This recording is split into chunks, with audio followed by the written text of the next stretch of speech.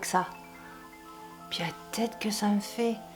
Ouais, ceux qui sont là depuis le début, ou du moins depuis longtemps, reconnaîtront sûrement ces lunettes. C'était les lunettes que je portais au début. Puis t'as vu l'écartement? Genre, qu'est-ce qui s'est passé?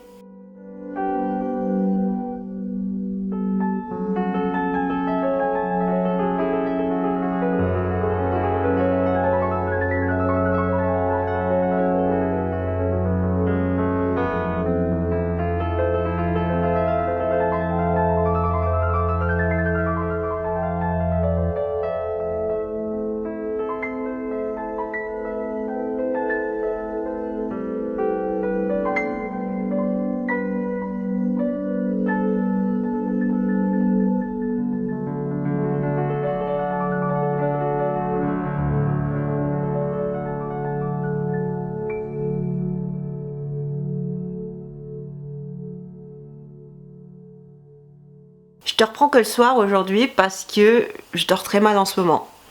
J'ai pas promis que ça serait un vlog constructif, même si j'aurais aimé qu'il y ait beaucoup plus de choses et d'avancer, etc. Je vais pas te montrer d'avancer de choses. J'essaie juste de revenir sur ma chaîne, d'accord? Ok. J'ai une tête pas possible, ça se voit, t'as dû voir que sûrement j'ai pleuré. J'ai encore pleuré il y a pas longtemps, donc voilà.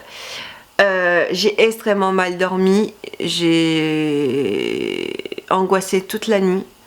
À cause d'un truc con, j'ai angoissé une bonne partie de la nuit et arrivé, je sais pas, vers 3h du matin, tu sais, j'ai pas l'habitude d'être réveillée forcément à cette heure-là, tu vois. Et entre, ouais, on va dire entre 3-4 heures, que j'ai dit vers 3h, peut-être entre 3-4 heures, mon estomac, il était là genre en mode, on a faim, tu sais, ça serait bien qu'on mange quelque chose. Et en plus, mon cerveau a rajouté que, bah oui, ton estomac a faim, et puis en même temps, si tu manges, tu vas pouvoir combler cette crise d'angoisse en mangeant. Ouais. Du coup, je suis partie manger un bout de gâteau en pleine nuit, c'est génial, pour combler cette sensation de faim. Du coup, je me suis endormie à je ne sais pas quelle heure parce que j'arrivais pas à dormir, j'étais angoissée. Tu sais, me mettre de la musique de relaxation, ça n'a rien fait. Je fais des rêves à la con. En fait, c'est des rêves à la con, mais c'est un même schéma de rêve très prenant et très angoissant parce que du coup c'est tout le temps un truc découlant d'un trauma ou découlant d'une situation actuelle et en fait c'est répétitif et tu vois, tu fais de temps en temps un rêve à la con, ça va, tu dis c'est un rêve à la con, bon ça va, c'est un peu prenant mais ça va, mais là c'est tous les soirs, tu vois, que c'est prenant et c'est même pas forcément par rapport à un trauma en particulier, c'est juste une thématique que j'ai du mal encore à exprimer. Bref, et du coup je me suis réveillée à point d'heure aujourd'hui et extrêmement tard, beaucoup plus tard que tous ces derniers jours et ces derniers mois. Donc j'ai pris un coup au moral parce que ça m'a plombé le moral, je me suis sentie incapable de reprendre une routine, incapable de tenir quelque chose, incapable d'arriver à quoi que ce soit. Ça m'a rappelé mon état de santé mentale, ça m'a plombé et du coup j'ai fait une crise d'angoisse, j'ai pleuré et me voilà. Me voilà, c'est cool.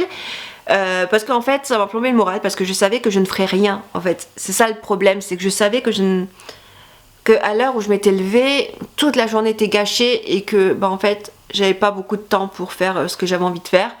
J'ai un moucheron qui commence à me briser et que, bah du coup, j'arriverai à rien, que je pourrais rien faire. Bon, on se retrouve le lendemain. Changement de programme hier. Ma moitié a voulu qu'on aille se chercher 2 pizzas au supermarché en se disant que peut-être vers une soirée pizza est cool et qu'on joue ensemble, ça me changerait les idées. Et c'est vrai que ça m'a pas fait de mal en soi. Donc on a fait ça. Et là on va aller à Emmaüs. Alors je sais que je dis que j'y vais jamais parce que c'est loin, c'est Pétaouchnok, etc. C'est une aventure d'y aller, c'est une expédition. Mais je vais faire cette expédition dans le froid. Parce qu'il fait froid, très froid.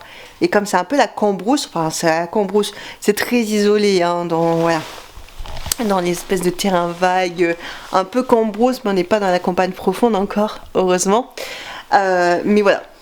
Donc là j'ai retrouvé ma moitié et on va aller à Emmaüs. Ça y est, je suis rentrée de ma petite escapade à Emmaüs et comme je le dis, c'est toujours une expédition quand j'y vais, pour ça que j'y vais pas souvent.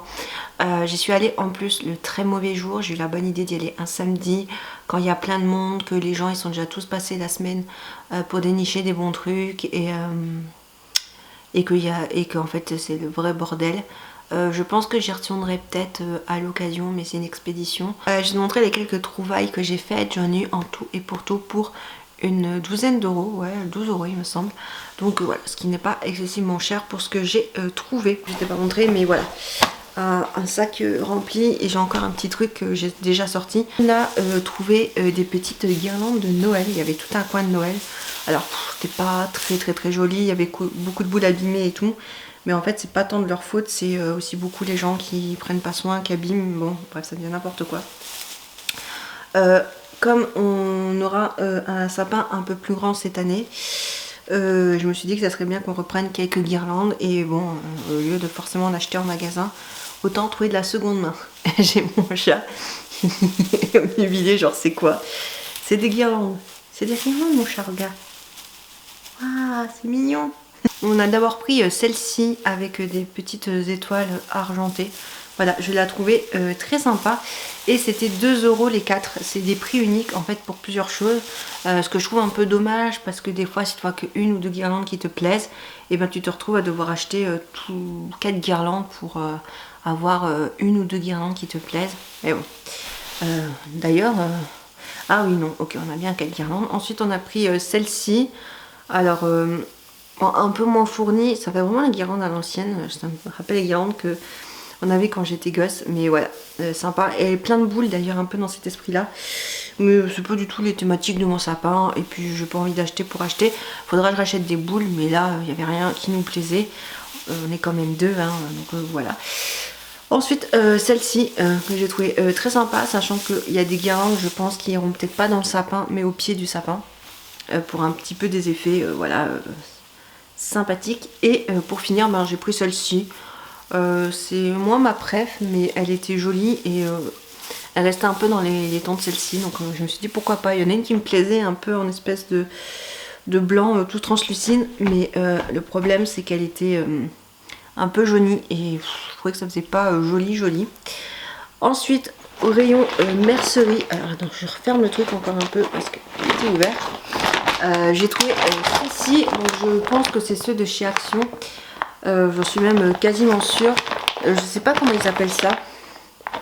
C'est des Knitting Loom, donc des anneaux à 7 de métier à tricoter. Alors ils disent 6 pièces, il n'y en a que 3. Je pense qu'il devait y avoir peut-être des modèles plus petits ou d'autres trucs. Il n'y a que ça, mais si j'ai que des aiguilles à tricoter à racheter, ma foi, il n'y a pas de problème. C'est pour faire tout ce qui est snood, c'est ça qu'on dit, les espèces d'écharpes là en tube qui n'ont pas d'ouverture, bon bref, les trucs autour du cou, les trucs que tu as juste à enfiler. Et les bonnets, et j'avais envie d'essayer, donc je me dis bah pourquoi pas. Je ne sais pas tricoter, je ne sais pas crocheter, je suis un petit peu enfin c'est pas trop mon truc on va dire, mais j'avais très envie. Et je voyais beaucoup de machines mécaniques manuelles où tu tournes une petite manivelle et tout se met en route, mais c'est extrêmement cher. Mais je me dis bah vas-y, au moins là bon c'est pas mécanique, mais essaye, tu verras bien. Ensuite on a trouvé des DVD. Je partais pas spécialement pour prendre des DVD, mais en fait j'ai vu 2 films qui me plaisaient et je me suis dit que je ne pouvais pas ne pas les prendre. Donc bah, je les ai pris tout simplement. Mais comme c'était encore une fois un prix pour des lots, un prix pour des lots, et c'est ça qui me pose un peu problème, c'est que bah, c'est des prix pour des lots et bon c'est pas toujours forcément cool. Et ben du coup voilà, j'ai pris des DVD pour compléter. Il y avait des DVD dans tout ce qui était jeunesse, c'était 1 euro, c'est ça, 1 euro les 5. Et tout ce qui n'était pas jeunesse, enfin il y a quand même la jeunesse dedans, mais tout ce qui était autre du rayon pour enfants, et ben c'était 1 euro les 3.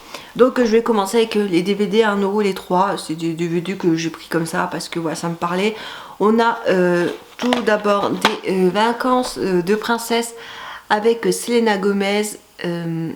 Je l'avais vu, et il me semble, il y a très longtemps. Ensuite j'ai vu Big Fish de Tim Burton. Je ne l'ai jamais vu ce film et je me suis dit que c'était l'occasion de le voir. Voilà, de temps en temps j'aime bien acheter des DVD, je les regarde, si ça me plaît, bah vas-y, je les garde, si ça me plaît pas, bah je ne les garde pas, soit je les revends, soit je les redonne à des assos, je fais tourner le truc. Et pour finir, j'ai pris celui-ci, l'île de Nîmes, je l'ai vu il y a super longtemps quand j'étais ado. J'aimais assez bien, je crois d'ailleurs je m'en suis séparée au début que j'étais avec ma moitié. J'aimais bien, après pas sans plus que ça, mais ma moitié l'a jamais vu. Et quand on a joué à Zénith, on a eu des questions dessus et je me suis dit que c'était peut-être l'occasion de lui montrer le film qui est assez sympa. Ensuite, là c'était du coup plus les films pour enfants, même si ça je considère que c'est quand même un truc jeunesse. Et c'est avec Selena Gomez là, des vacances de princesse, je trouve aussi, mais bon, on va dire là c'est plus vraiment pour les enfants.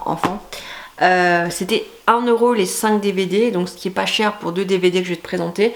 J'ai pas regardé l'état des DVD, mais un truc que j'ai pas pensé, c'est vérifier que les DVD étaient bien dedans. Et heureusement, au comptoir, le monsieur qui nous a fait le ticket, nous a fait vous avez regardé parce qu'on sait jamais et tout, et on a regardé avec lui, donc ça c'est cool, au moins il vérifie. Donc tout d'abord, alors il y a 3 films que j'ai pris vraiment pour compléter le truc, parce qu'il n'y avait pas grand chose de plus qui m'intéressait. Et c'est là que c'est bien dommage que 1€ les 5 films, et t'es obligé de prendre 5 films, genre c'est comme ça. Les Scrooge, je ne l'ai jamais vu. Ça je me dis que ça faisait très hiver, Noël. Je me suis dit que ça pourrait être sympa de regarder ça, ce genre de truc un peu gnangnan, mais des fois ça fait du bien. Oui, c'est Golden Winter, mais ça me dit quelque chose, je pense que je ne l'ai pas déjà vu. C'est un film de Sam Mendotti, 5 invités surprises pour les fêtes. Et c'est un film avec 5 Golden Retriever, hein, tu l'as bien compris, ça s'appelle Golden Winter, c'est pas pour rien, avec voilà, des petits Golden Retriever. J'ai pris Dragon 2, j'ai vu le 1, j'ai pas vu le 2, j'ai même pas le 1 en DVD, et je sais même pas si ma moitié a vu le 1, mais bon, écoute, voilà, je me suis dit que ça ferait l'affaire. Et surtout, j'ai pris ce lot pour 2 DVD, que quand je les ai vus, je me suis dit, mais je ne peux pas ne pas les prendre. Tout d'abord, Wallace et Gromit. Les incroyables aventures de Wallace et Gromit par les créateurs de Chicken Run, récompensé par les Oscars meilleur film d'animation, un mauvais pantalon et rasé de près. Voilà, trop cool. Alors je crois qu'il y a que les deux là dessus. Ah non, il y a aussi une grande excursion, mais vachement cool franchement. Wallace et Gromit, si tu connais pas, j'ai mis des trucs de Noël de partout, c'est génial. Si tu connais pas, franchement fonce, c'est vachement cool. Et toujours du coup des mêmes réalisateurs, Chicken Run. Ça, je l'ai vu au cinéma quand j'étais gosse et ça m'avait marqué parce que c'était un type d'animation que j'avais jamais vu avant, qui est le stop motion, hein, parce que les studios Hardman ne font que du stop motion, du moins ils sont connus pour ça, même s'ils ont participé avec d'autres studios sur d'autres créations qui sont un petit peu moins stop motion mais qui restent dans leur patte graphique. Chicken Run, en plus édition collector de Chicken Run, et moi je suis ultra fan des studios Hardman. C'est ma vie, les studios Hardman. Je suis vraiment fan. Si un jour il y a un musée des studios Hardman, mais je fonce parce que clairement, j'adore. Il est trop beau le DVD, trop beau, et voilà quoi. Chicken Run, toute ma life, j'ai envie de dire. Donc pour finir, dernière chose que j'ai acheté chez Emmaüs, c'est ceci. Voilà, c'est une casserole pomme. En fait, j'ai une casserole tomate, mais je dis pomme parce que en fait j'ai la version. Là, c'est plus comme un faitout avec les 2 poignées, et moi j'ai la version pomme avec le manche comme ça. Et en fait, ma version pomme, je l'ai depuis que je suis étudiante. Donc autant te dire que ça fait un paquet d'années que je l'ai. Je crois qu'elle a un peu plus de 10 ans cette casserole. Et elle commence à se faire vieille, tu vois, donc je pense qu'il va falloir que je la change à un moment, mais j'arrive pas à m'en défaire parce que je l'aime énormément cette casserole. Je pense que je la changerai le jour où il y aura un trou dans la casserole. Et je me dis, à la limite, pourquoi pas la changer, mais juste enlever le manche à la limite et la recycler en pot et ranger des choses dans l'atelier, j'en sais rien, comme ça je remets un petit coup de peinture intérieur, extérieur, histoire de... Mais je suis tombée sur celle-ci en très bon état. Donc la marque a marqué MVMB. Donc je sais pas si c'est la même marque que moi ce que j'ai. Mais je sais qu'il y a des marques comme ça qui font plein de de casseroles comme ceci. Moi à l'époque, quand on m'a offert la casserole pomme, je sais qu'il y avait aussi une sauteuse tomate comme ceci. Je connais que les versions pommes et tomates, je sais pas s'il y a d'autres légumes. Peut-être parfois il y a des versions poivrons, mais je suis pas sûre de ce que j'avance. Moi je connais surtout la version pomme et la version tomate et pomme verte. Aïe. Ah. J'ai mal. Je suis désolée. Je serre les dents tous les soirs parce que je suis stressée et là ça me réveille une douleur. C'est génial. Bref. Du coup voilà. La petite version pomme et ça se présente comme ceci. À l'intérieur, avec les petites poignées en feuilles comme ceci, la petite queue de la tomate ici. Non franchement, alors il y a une étiquette ici, tu verras pas, mais à la base elle était à 12 €. Sauf qu'elle était dans la petite catégorie bibelot. Alors je sais pas pourquoi t'es dans les bibelots et pas dans la cuisine. Et donc du coup de 12 € elle est passée à 6 €. Et je trouvais que 6 € pour une casserole comme ceci c'était pas excessivement cher. Pour un truc en forme de tomate. Et puis tu le sais, moi j'aime l'originalité. Donc je pouvais pas ne pas la prendre. Je vais la nettoyer et ça me fera un parfait petit faitout. Bon voilà, je voulais te montrer mes petites trouvailles que j'ai faites à Emmaüs. Sur ce, je pense que je vais en rester ici avec ce petit vlog qui sera très petit mais qui signera à peu près mon retour. Comme ça je peux le poster. Ah demain, je sais pas, j'aurai le temps de le poster demain. J'espère tout de même que ce petit vlog t'aura plu. Nous on se dit à bientôt dans une prochaine vidéo. En attendant, éclate-toi bien, profite bien de la vie. Bye.